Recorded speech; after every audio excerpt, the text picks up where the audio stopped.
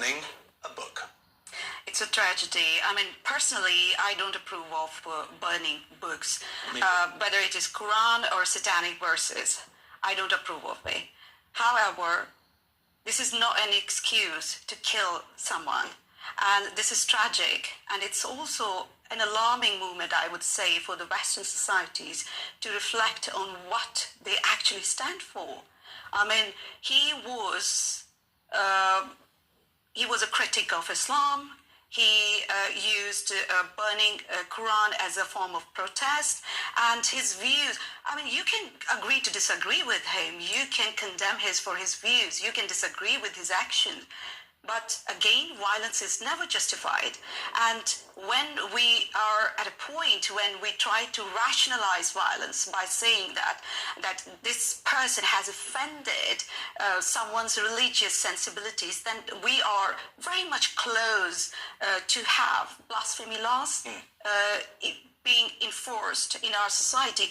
Right now, I would say de facto blasphemy laws have been, enforced or across the Western world, I would say. So this is a very, very tragic moment, not for one person who has lost his life, but also for all of us to just think about this thing critically.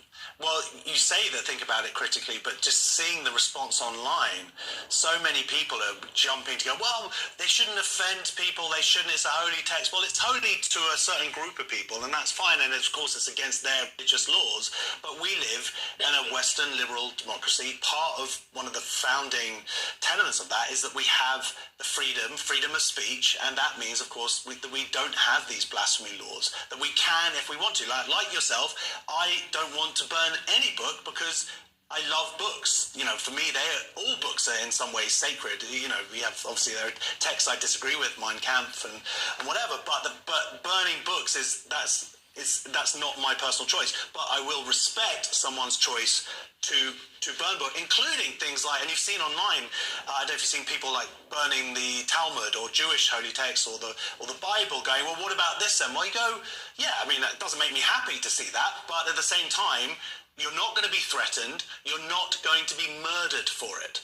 And that is a real problem. Exactly.